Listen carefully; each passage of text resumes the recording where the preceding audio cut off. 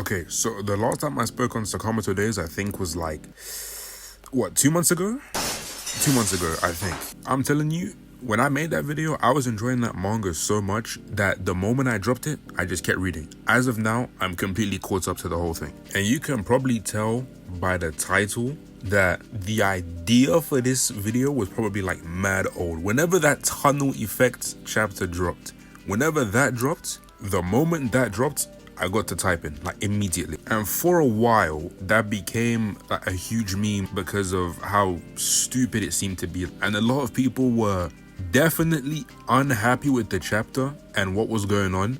People were trying to explain their reasons for why they didn't like it. It's like, I was seeing all the posts, but they just didn't click for me. Like, I felt like it was something a bit deeper and less simple than just the tunnel effect. Because Sakamoto Days has been doing stupid shit for a while. So it can't just be that this one occasion of this one character escaping death is the one thing that's gotten everybody all riled up. So I had to sit and think for a bit as to what the issue really was and what my problem with it was specifically. And after sitting on it for about however many weeks since that chapter dropped, I think I can at least explain what my issue was with it and why I didn't like the chapter, and everything that's kind of gone wrong leading up to this. The biggest issue that we have to look at when it comes to this recent stretch of chapters is Shin as a main character, or at least that little stretch of chapters where Shin was the main focus of the story.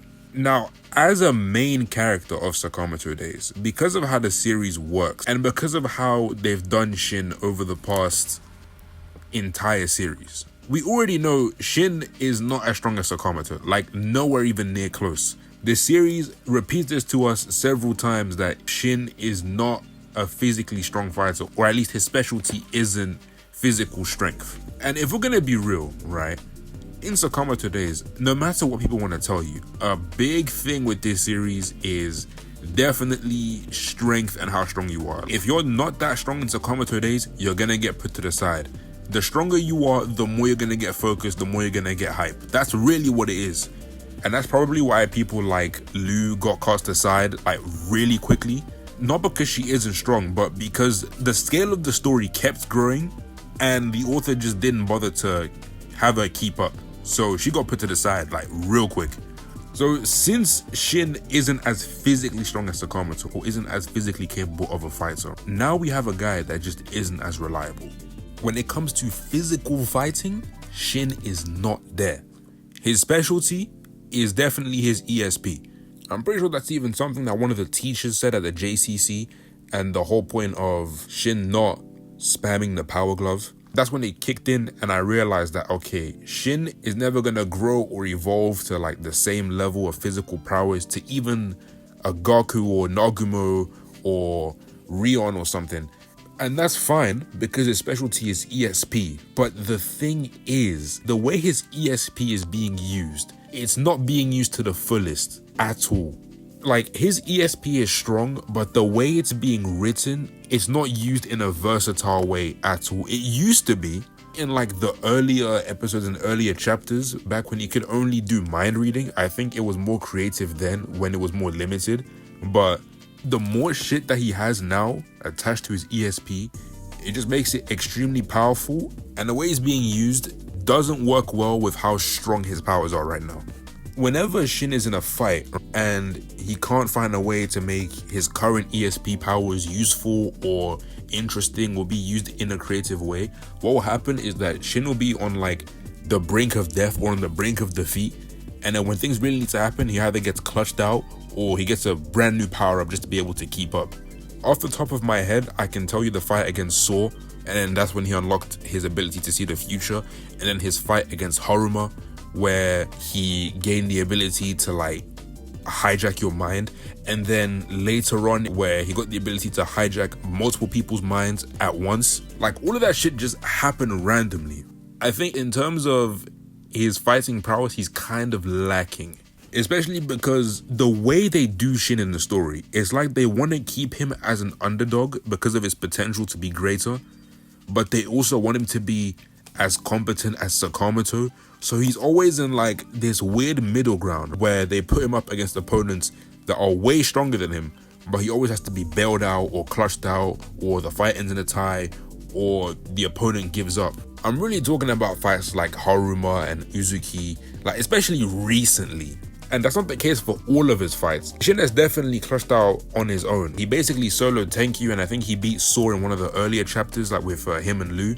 But majority of the fights is like, he's not doing great, let's not lie. It doesn't help that for the better part of this series, Shin has not been his own character, or they haven't developed him enough to be an interesting character on his own. He, since the start of the series, has completely revolved around Sakamoto as a character. Like when he's introduced, he was Sakamoto's sidekick. His whole reason for being an assassin was because of Sakamoto. His motives and morals all revolve around Sakamoto and his family, and his literal goal is to reach Sakamoto's level. So everything about Shin relates to Sakamoto. And I feel like it's almost an inside joke that the characters kind of know it themselves. Like, you know, when Uzuki was fighting Shin, he kept comparing him to Sakamoto, and the whole time I was seeing that, I was like, where did this come from? And it's not bad when he's so heavily focused on Sakamoto, but the series literally continues to show that physically, as a physical fighter, Shin will never reach that level. If they wanted Shin to keep up physically in some way at least, then just have him do that over time because he's fighting stronger and stronger opponents. But actually getting him to try and reach a high level physically, like consciously, is crazy to me, because he's just not that. You're not that guy, bro.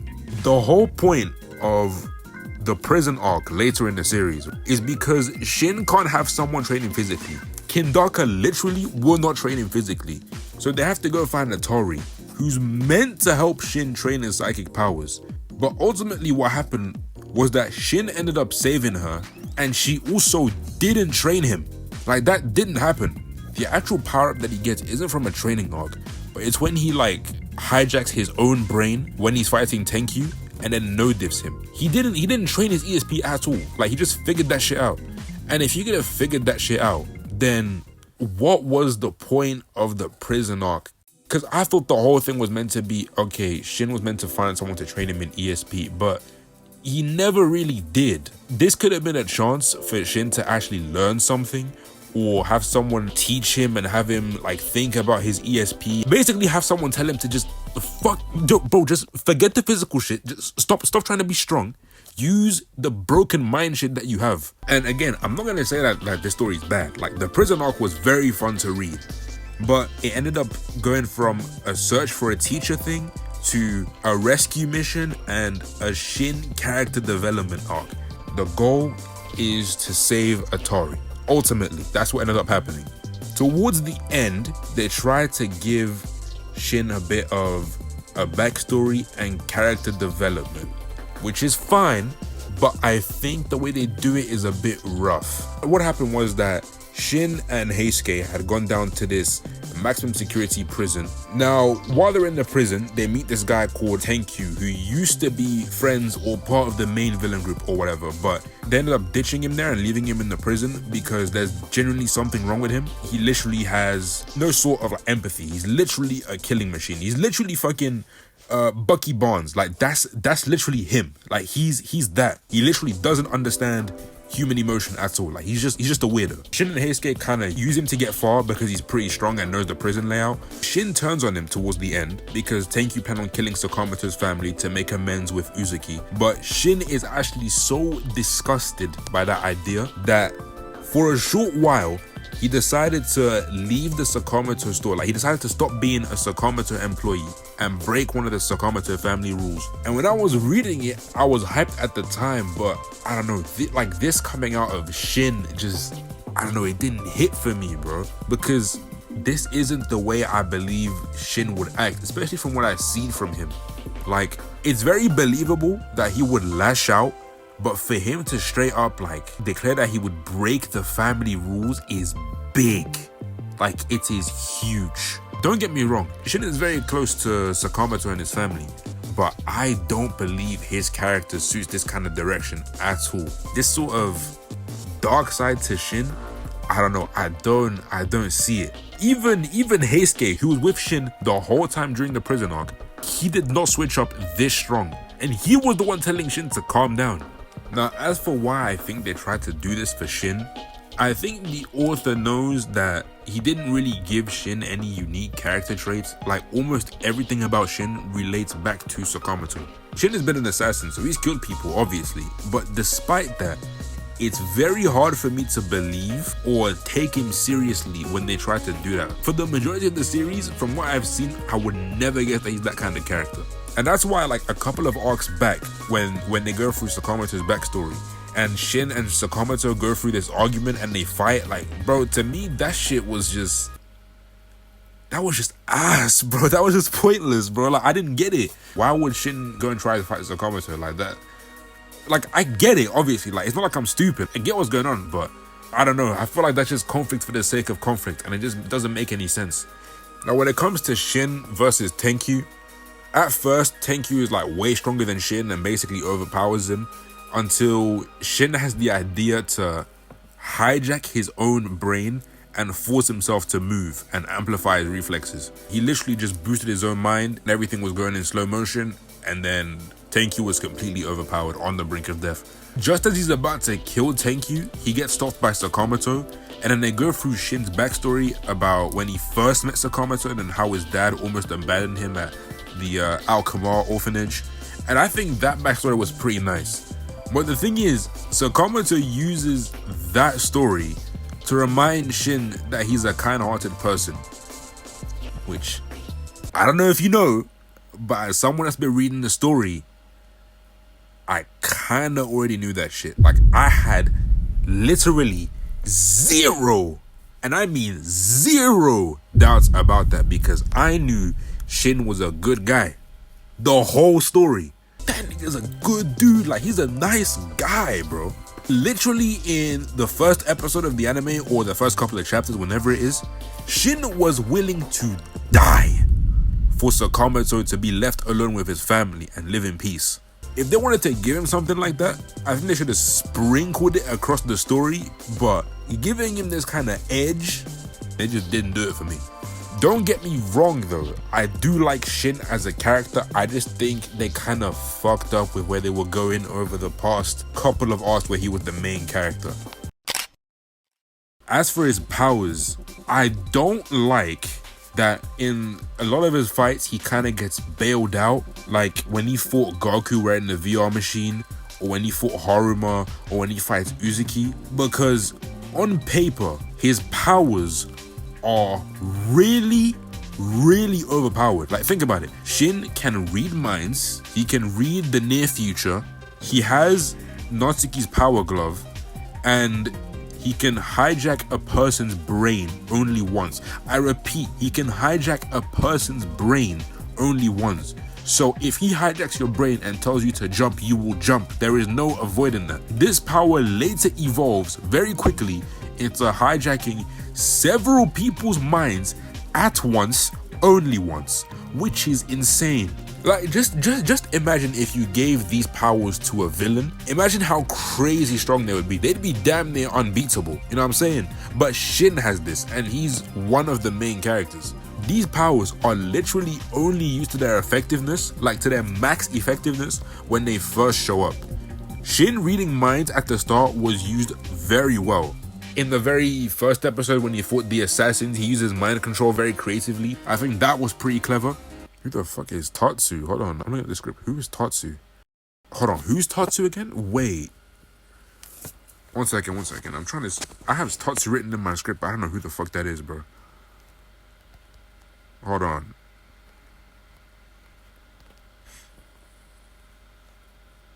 Oh, this guy. Okay.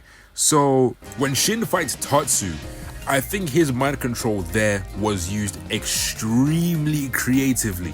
Sakamoto was sitting in the crowd with his family and was basically telling Shin what to do in his mind. I think that entire sequence was really creative, and that was a good use of Shin's mind control. They do something similar during the lab, where they have Shin and Sakamoto fight that one mad doctor, when his mind control is used like that, it's super, super creative. I think Shin and Lu fighting against Saw was interesting because it was the first time we see his future sight. Shin trying to read Wu-Tang's mind and then him having spontaneously combust was kind of funny. But aside from that, his powers either feel useless or boring in some fights. Like when Shishiba and Shin first teamed up, right, against Kumanomi and Haruma, I was very excited to see how Shin would fight alongside Shishiba. That fight didn't hit for me because I think by that point, Shin couldn't use his mind control. So he was literally a sitting duck for the whole fight. And there was also Shin versus Haruma, which I think was a bit better. But his powers weren't really used in an interesting way during that fight. And then there was also Shin against Gaku, or Gaku wearing the headset during the JCC training exam or whatever.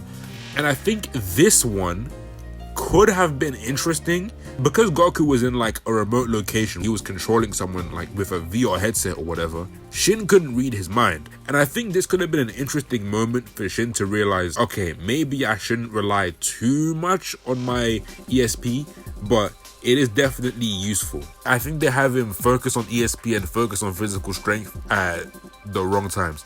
It could have been interesting for him to go ham on physical training, only for people to be like, yo, slow down, your ESP is important, know your limits after a while. I think that could have been interesting. I don't know, they could have tried something. But in the same way, they also feel useless and boring. At the same time, they feel broken. In fights like in Shin fighting Haruma, when he literally unlocks his hijacking ability for the first time, I thought that was... Look, that power, I have issues with that power, bro. That power was too broken. When Shin fights Tenkyu, when Shin outruns the New Order, and then when Shin also fights Uzuki, like all of these fights, and it's mainly the hijacking power that like is just too strong. But it's never like used in an OP way. It feels like it's just there for the sake of being there, because his powers always have a catch, but they never have drawback. Throughout the story, I've seen Shin spam his powers and he almost like never gets any drawbacks, almost never. It seems like when the story needs him to be weak, he's tired and can't move, but when the plot needs him to fight, he's standing back up again like he's off a honey pack. What? Like, is your brain not fucking fried? Shin versus Uzuki is a perfect example of this. Because, okay, side tangent, this isn't even in the script, but it's like, if I was Shin, right? I'm not trying to be a dickhead or anything, but if I was Shin and Uzuki was standing in front of me with a gun, and I've never hijacked his mind ever, right? What is stopping me from kind of hijacking his mind? And I'm like, Uzuki, shoot yourself. Like, I'm not trying to like, but like, do you get what I'm saying? What is stopping Shin from doing that? Do you not know, like, bro, that could have saved fucking lives. Oh my God. I'm not crazy for thinking this, right? Like, come on. Uzuki himself is not that interesting of a villain and hasn't been for a very, very long time. But I think going over Uzuki would need an entirely different video. Shin, in my opinion, overall is a bit of an empty character. They haven't focused on him enough as his own character to make him an interesting main character for over 2 arcs. I still like Shin, but this is just an observation. And it's what also leads into the tunnel effect, or the chapter with the tunnel, whatever that chapter was, that whole bullshit with the tunnel effect. Now, the tunnel effect isn't a problem with what happened, or with Atari's power at all. In fact, before this, Atari's power was explained in full, and we've seen how it works in way more ridiculous ways. I'm pretty sure there was a page where Atari grabs a bunch of scrap metal, puts it in a bag, shakes it, and it turns into a gun. And she's literally used her luck before to avoid a field of stray bullets by just flying there. And what I've just told you is far more convenient than the tunnel effect. And it doesn't seem like it, but the reason I say that is because we've seen the tunnel effect, or at least something very similar to that, before. And that's during the museum when Takamura cut off his own hand. And apparently the cut was so clean that he placed that shit right back on like nothing happened.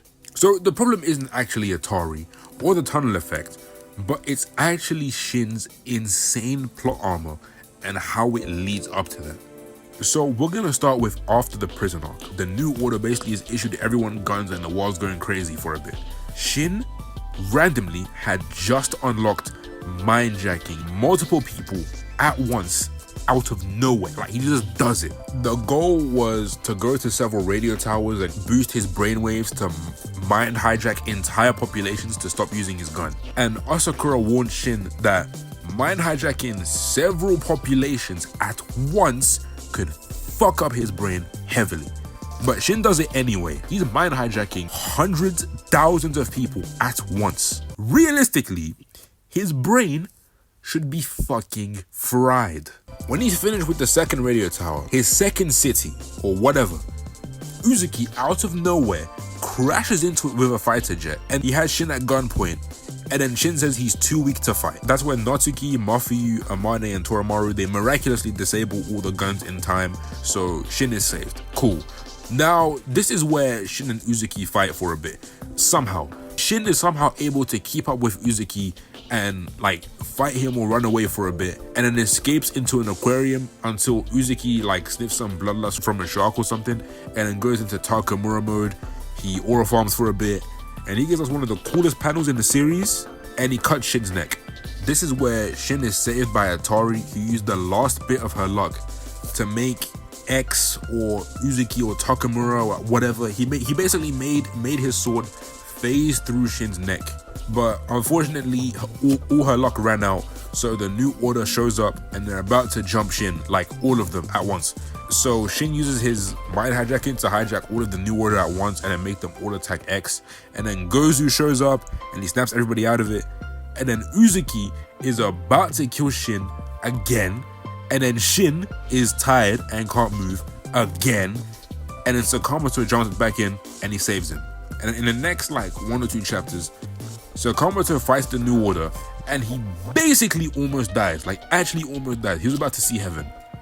Shin, bro, he is still on his feet, helping Sakamoto get the fuck out of there with zero, absolutely zero drawbacks to every single previous event I have just listed out. And the craziest shit, he uses his mind hijacking power to hijack Sakamoto's heart to start beating again. And then that's when he actually passes out. And I want you to understand, every event I have just told you is immediately after the prison arc. Yes, that prison arc, the one where he goes in and fucking fights Tenkyu by boosting his own brain to like 1,000,000%. That arc. After that arc, he does everything I have just told you just now, back to back. That's mad. That's insane. There is zero drawback, bro. And it's really just Shin's poor use of his powers and his kind of plot armor. And again, I like Shin, but I feel like the author's kind of just hoeing him and not knowing how to write him properly, which is kind of fucked up because I do like Shin. I think Shin is very cool, and Shin being a main character for a bit is something that I didn't expect to happen. But when I was first reading it, I was very grateful for it because I did really like Shin. That's the issue that I had with the tunnel effect, or at least my problem with it. Overall, I think the series, as of now, at least at the point where I'm at right now, it's looking to pick back up again. I think one of the most recent fights is looking to be very, very, very interesting. They did some shit again that I'm not really a fan of, that I'm not gonna go over, and I won't go over. I don't think I'll talk about Sakamoto Days again, maybe after it ends, or if the story like goes to complete shit after this. But ultimately, I think this is the best way I can describe my issue with Sakamoto Days as of recently and the tunnel effect. Yo, it's me, post-edit. This shit took like 1,000,000 years to make, bro. Please, if you like the vid, please like this shit and subscribe, bro. I'm not making a video this long again, bro. Just don't. This took like 1,000,000 years to do, bro. Like, bro, I was literally up at like 2 a.m., 3 a.m., 4 a.m. working on this stupid ass video, bro. Like, don't you feel bad, bro? Like, listen to the side violin. Don't you feel bad, bro? Listen, They had this new thing they added to YouTube. There's like a hype shit. Please just do that, bro. Please give me motion, please, bro. I'm so tired, but this shit took like it literally took like a million years. It took like 10 million billion trillion years to make. And bro, it was the stupid, oh my god, the editing interface, bro. Literally, it was so terrible because I would literally, it would literally lag so badly. Like the further I kept going, the more edits I added, the more it would lag. So the more, like the closer I came to finishing this video, the more the editing software lagged. It got to the point where I would cut a part of the timeline and it would literally freeze for like a minute. It's so terrible. Please interact with this video. Thank you for watching, bro. Listen to the sad violin for like 5 seconds so I can add some more runtime. Thank you.